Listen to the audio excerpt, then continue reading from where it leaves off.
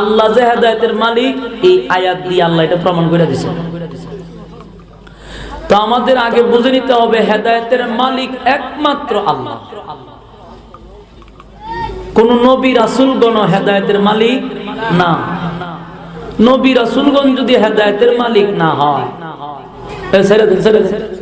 কতক্ষণ পরে উঠবো যে ফিরছি, যেটা উঠবে উঠতেছে, যেটা উঠতেছে এখন উঠাই দেন, বারে উঠলে তো মনোযোগী নষ্ট হয়ে যাবে। সম্মানিত সুধী, হেদায়েত কোন নবী রাসূলগণ না। হেদায়েত যদি নবী রাসূলগণ না দিতে পারে, যেখানে নবী রাসূলগণ হেদায়েত দিতে পারে না, হেদায়েতের দায়িত্ব তাদের কাছে আল্লাহ দেয় নাই, সেখানে পীর ফকির দাউস কুতুব এদেরকে গণার কোনো সময় আছে? প্রশ্নই আসে না। যেখানে নবী রাসূলগণ হেদায়েতের মালিক না, আল্লাহ স্পষ্ট কোরআনের আয়াত দিয়ে জানাই দিয়েছে।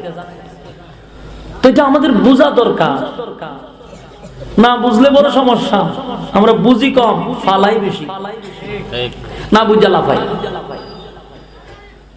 এই জন্য বুঝতে হবে আয়াতটাতে আল্লাহ কি বুঝাইতে চাইছে। আল্লাহ যদি কাউকে হেদায়েত দেয় তো তামাম পৃথিবীর মানুষ তারে গুমরা করতে পারবে না।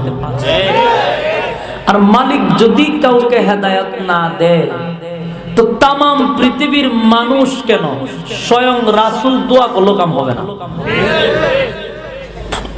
রাসূল দে ওয়াজ করলো কাম হয় না, এটা সামনে আলোচনায় আমার বুঝ পাইবে। আল্লাহ যদি কাউরে হেদায়েত না দিতে চায়, সেখানে রাসূল ওয়াজ করলো কোনো কাজ হবে না। কারণ আল্লাহ স্পষ্ট জানিয়ে দিয়েছে যে আপনি হেদায়েতের মালিক না, হেদায়েতের মালিক আমি আল্লাহ। এই প্রসঙ্গে সামনে আলোচনা হবে। যেহেতু এটা আল্লাহর কাছে হেদায়েত, আমরা কি জোর করে এটা আনতে পারবো? তাহলে বোঝা গেল আল্লাহ দিলে আমরা হেদায়েত পাইতাম। এখন প্রশ্ন হচ্ছে হেদায়েত দিব কারে? বলে হেদায়েত কাকে দিবে না দিবে এটাও আল্লাহর ব্যক্তিগত। তারপরে জিগায় আল্লাহ হেদায়েত দিবে না, এটা আল্লাহর ব্যক্তিগত। ব্যক্তিগত কেমনে আমি আপনাদের একটা বোঝাই। রাসূল আরবি সাল্লাল্লাহু আলাইহি ওয়াসাল্লাম একবার দুইজন বেঈমানের জন্য দোয়া করছেন।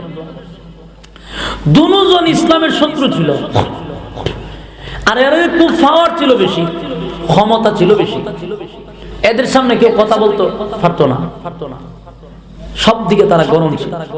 রাসূল চিন্তা করলো দুইটা লোকের মধ্যে যদি একটা লোক অন্তত পক্ষে ইসলামে চলে আসে, তাহলে অন্তত পক্ষে দ্বীনের ফায়দা হবে, ইসলামের ফায়দা হবে। তাই রাসূল এই দুইটা লোকের জন্য আল্লাহর কাছে দরখাস্ত করছে, আল্লাহ দুইটা লোককে আমি চাই।